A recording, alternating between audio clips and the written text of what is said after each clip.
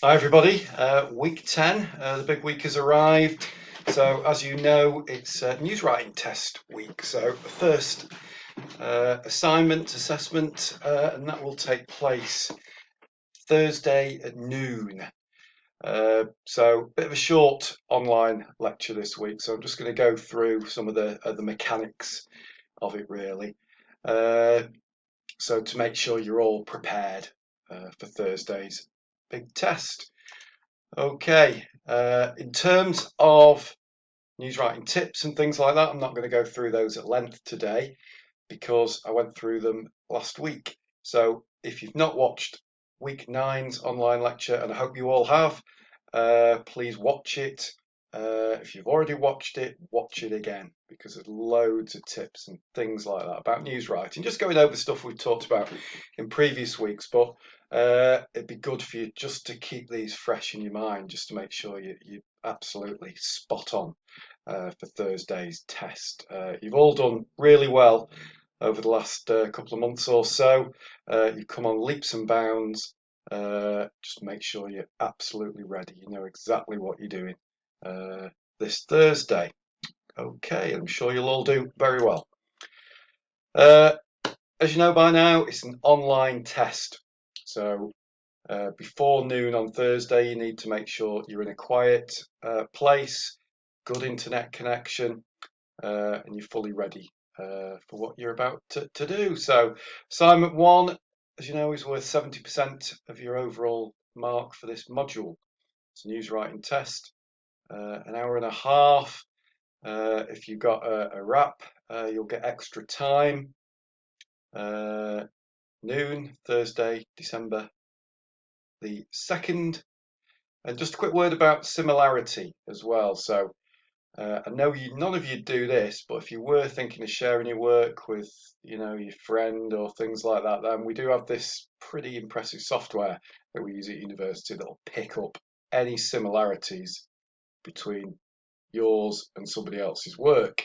And if we believe that's significant, then not only will you be disqualified, but the person that you shared your work from will be disqualified as well. So please don't share your work with anybody else, or there will be repercussions. But I know you guys wouldn't do anything like that anyway. So just be aware of that. So basically, when you've got the test, don't be texting anybody or anything like that. Just get on with the test that's in front of you. Okay. So news writing test. We've done plenty of examples of these. Basically, we started in week one, basically doing samples of the test. So it's the same format that you've seen week in, week out, and gone through at length. So question one, as we know, is worth 25 marks out of 100. And if I were you, I'd allow 20 to 25 minutes for this. And an important tip is only use material for question one, and don't be tempted to look at the material for question two while you're doing question one, because that'll just muddy the waters. Uh, it could possibly make you put information from question two in question one, which wouldn't be good. So my advice is just when you're doing question one, only look at question one. So to keep that clarity of thought. When you finish question one, then move on to question two. And this is by far the most important element of this test. It's worth 75 marks out of 100. So this is the one where you need to concentrate the majority of your efforts. So I'd look to, allow 55 to 60 minutes. As you know, totally separate stories. Don't just copy your first one, add a few lines in. It'll be a completely new story. And just remember, you're telling the story to a new audience, so don't assume that your reader will have read question one. So you need to put in all the information that's needed, so it needs to be fresh. So the intro needs to be updated to the new best angle. There's always a development in part two, as you know. Sometimes it can be dramatic, sometimes less so, but there's always some movement in the story which will always require you to craft a new intro with the best angle. And you can use material from question 1 in question 2. As we've seen over the last few weeks, sometimes you need to use quite a lot of information from question 1 and question 2. Other examples, not as much, but just be aware of that. You can use that material from question. Okay. Let's just quickly skip over the essential elements that you need to think of. So your intro, 15 to 20 words, needs to capture the best angle of the story. So you're looking for the drama, the wow factor. What's the most unusual element of that? Think about your 5 W's and the H, the who, why, what, where, when, and think about who as well. Who is key to this story? Who's the hero? Who's the victim? Who's the villain? Who's most affected? Who's central to the story? And 9 times out of 10, if you concentrate on that person or that group of people, i.e. the gang of shoplifters from the other week, then you need to focus on those people. So be bold with your intros, get straight to the point. Don't try and cram in all the 5 W's and the H in your intro. Just be concise, straight to the point. 15 to 20 words ideally. If you're way over 20 marks, then you need to cut an element out. If you're way under 15, then you can add in one of the other W's. It's always a good idea to get place names in an intro. So start off broad. So you might say in Salford, and then in subsequent parts you can put in Lower Kersal, things like that. But don't cram your intro with street names or anything like that. Go broader. Look at the places, the towns, and things like that. Okay, so once you've done your intro, move on to the second and third parts, or the engine room. This is where you can move the story on. So in these paragraphs, this is where you need to answer the remaining 5 W's and the H that you didn't answer in the intro. So it's a chance to encapsulate who, why, what, where, when. Who did it happen to? Where did it happen? When did it happen? What happened? Why did it happen? How did it happen? So all those questions you can answer in the first 3 paragraphs. Quotes, important. So you need to get at least one direct quote in question 1, and you can use lots more quotes in question 2 because you've got a lot more words to play with. So direct quotes, you're looking for the most important, the most emotive words, the crucial words. Don't, put descriptions of people police are looking for example, or facts and figures. You're looking for those emotive, powerful words to use from a quote. If it's a story involving the police, you generally can get a good quote from the police in that regard. So, and in the second part, mix up your direct and indirect quotes as well. Don't just do rafts of direct quotes. Sorry, so think about mixing those up.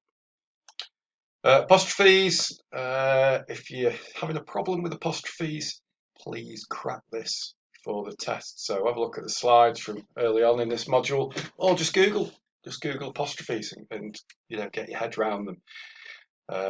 Because we do care about the English language. We're journalists, so it's important you crack apostrophes because, as we saw with the eat, shoots and leaves slides, a missed apostrophe or any other bit of punctuation can dramatically alter the meaning of a sentence. So this is a weak spot. It's dead easy to check up, really. Once you've done 5 minutes work on it, you'll never look back in terms of apostrophes. The same with capital letters. Don't just randomly put capital letters in. Obviously, you need them for place names, proper names and things like that. So do a bit of revision over capital letters as well, because we'll be looking out for inappropriate use of those. So it's one to crack as well. So they're the basics really that you need to think about, and all sorts of tips excuse me, like this we've covered in previous weeks, but don't forget there's also this advice sheet in Blackboard, and that's got a whole host of hints and tips and things like that we've spoken about already, but please take some time to look through that. And obviously there's quite a lot of tests backed up in Blackboard now, and each week we've done a test. So if you want to go back on over those and try another one, then obviously feel free, and the sample answers are available for you to look at as well. So even if you don't want to do those tests again, it's worth looking at the sample answers just to refresh your mind about the style and structure of stories, and obviously keep reading stories, online as well if you can. Okay, so how to submit your test when you've done it. So scroll down, find the assessment 1 folder. When you're writing your test, it's got to be on a Word document. You've all got access to Office 365 suite software, so use a Word document. Save it locally, so don't try and upload it from OneDrive, etc. So if you find the assessment 1 folder, click on that, and then you'll see this here, submit your news writing test here. So click on that, and then this will come up. 3 little dots in the corner, click on those, and there's that option there to upload your Word doc, which you'll have saved locally. And then it's fairly self-explanatory. You've all done this sort of thing before. So choose your file, upload, etc. there. So fairly straightforward. If you've got any questions about this, please ask me at the workshops. So just to recap, Thursday, noon, get yourself in a quiet place with a good internet connection. Can be, anywhere at home or whatever. So it's online, it's not at the university. So make sure you've got a place in mind. And any questions about the test that you're still unsure of, please feel free to get in touch with me. Okay, now looking ahead to the next couple of weeks. So week 11, we commencing December the 6th. There'll be no pre-recorded lecture. Nice spelling there. Check your work, as I say. The workshops will be as normal. Now, I'll advise you in which rooms on announcements. So look out for those announcements, because we will, I think, be in a different room. So I'm just sorting that out as we speak. There will still be an online workshop on Monday at 9 o'clock. So log into that if you can't make any of the face-to-face workshops. And basically, we're going to be going through preparation for your assignment 2. As you know, it's not due until after Christmas. However, with the news writing test out of the way, it's a good chance for you to crack on with that. Individual tutorials by appointment as well. So just let me know, and if you fancy one of those, and we'll see what we can do. The following week, week 12, no lectures or workshops. That'll be, a chance for you to crack on with whatever study you wish to do. There'll be work that you can do on assignment 2, and again, individual tutorials by appointment. So just get in touch with me about that. So quick one. Assignment 2, 30%. We've been through quite a bit of this already. Critical analysis news story in the log needs to be submitted by 4 p.m. Monday, January the 10th. That's 2022, just in case you're thinking that's gone by. But we'll go through all this again in week 11, so you know exactly what you are doing with that. So that's it for this week's online lecture. So I'll see you all in the workshops this week. Remember, practice your news writing. Go over previous slides. Make sure you're not, making any of the mistakes that I've talked about. Writing intros as headlines and things like that. So if you're still writing intros and headlines, you need to work on that. Remember, your intros are fully formed English sentence. So anyway, gone through all this before. Any questions, let me know. And good luck with everything. So thank you.